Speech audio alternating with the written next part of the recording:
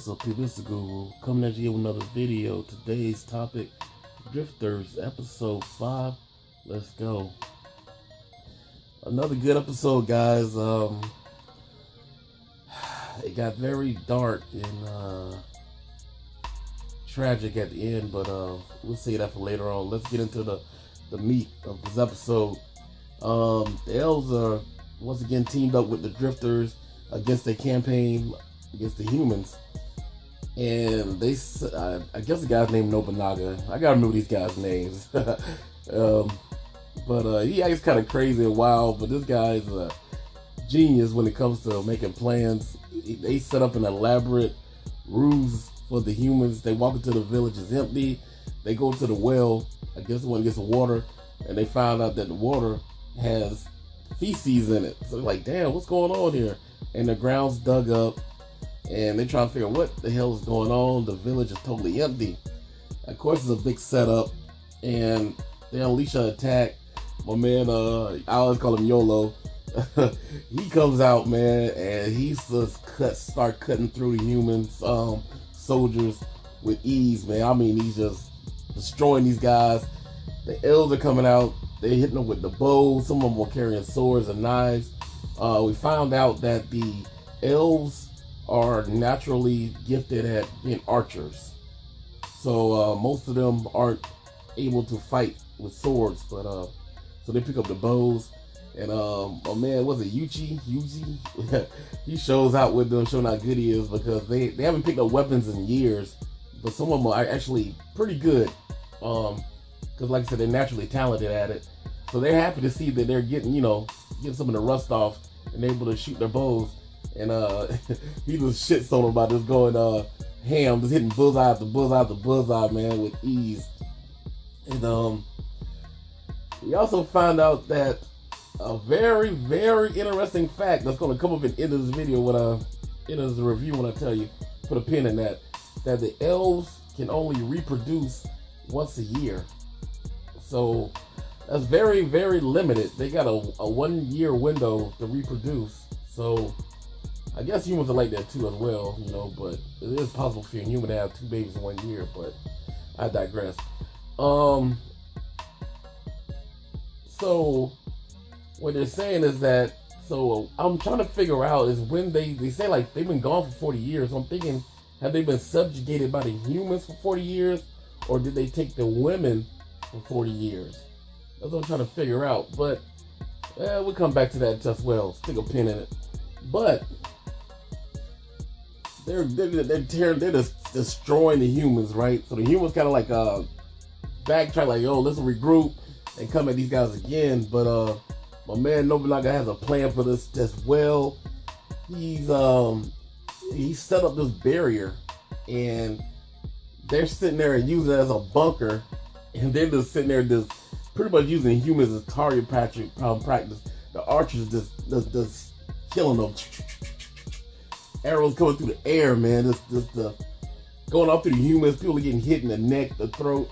And this is another thing they did, was that the whole feces thing came into play, was this, that if they coated the actual arrows in feces, so if you're either gonna die from getting hit by the arrows from your wounds, or you're gonna die from the infection because it has feces on the arrow tips, so you're gonna get a bacterial infection, you're gonna die from that.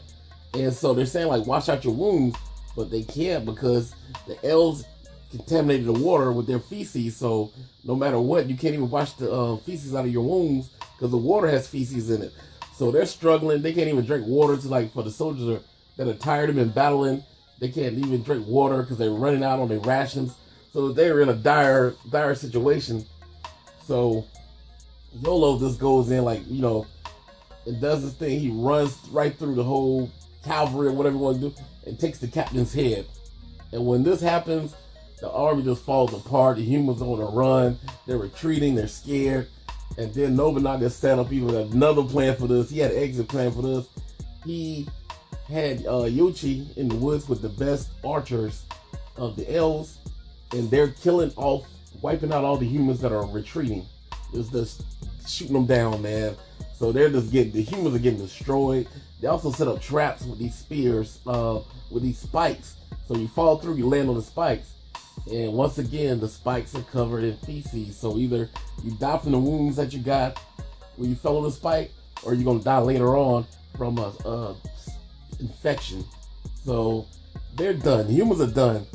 So YOLO like, yo, screw this, man. We're going all in. We're gonna take the castle and we'll get back your women and all this. And so Noble not kind of like, yo, man, you're going kind of far with this, man, to have a campaign against the, attack the castle. We barely got any troops, Well, now we're gonna do it. So they come up with another plan. They put on the armor of the humans, and they walk right in through the castle through the front door, because the noblemen and the leaders of the commanders of the castle think that they're the soldiers coming back. So it's kind of like a Trojan horse type deal. They just allow them in right through the front door. So now the Hells are inside of the castle and they take it over. And so the elves I'll have to say the elves were beastly this episode. I was glad to see them get some of their revenge and save their honor. And YOLO really proved himself as a great leader and a figurehead, because he gave a great speech about them pretty much, if you stay here and do nothing, pretty much like you're being a coward, you're not even living, they treat you like animals. So even if you die in combat, at least you can face your forefathers and say like, I died trying to protect my family, trying to protect my people, so it kind of gave the elves a little pride. They stood up to the challenge, like, it was all or nothing, we're tired of living like this, we're not slaves, we're not animals, we're gonna do our thing. And so we go in, and the elves, they were in beast mode, man. The elves, they were ready, they were savage. So what did the humans tried to surrender? He even threw out his sword like, look, hey, I don't want no parts of this, man.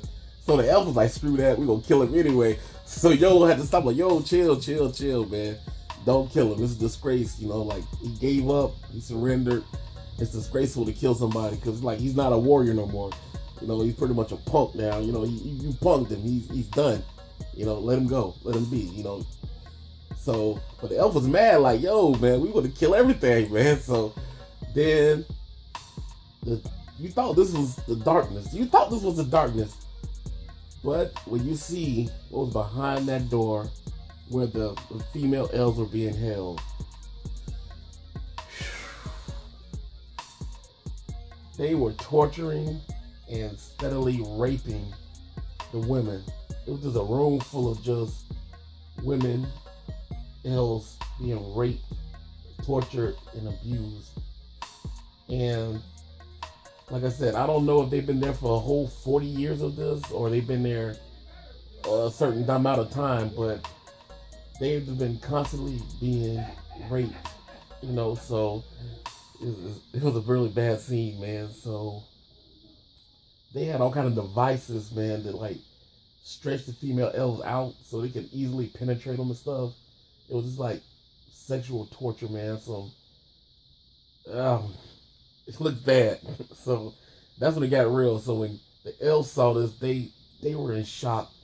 And when YOLO saw this, he told them, he said, I was wrong. He said, I am going to wipe out and slaughter every last one of them. And I was like, yes. He had something has to pay for this, man. This was horrible, man. So I'm ready to see next episode, because I'm ready to see what these bastards get their just due. So it's going to be a slaughter fest, man. And I'm going to enjoy every minute of it. So tell me what y'all thought of this episode in the comments section. And don't forget to rate and share. And if you haven't already, subscribe so we can grow this channel. This is the Guru. I'll let y'all later. Peace.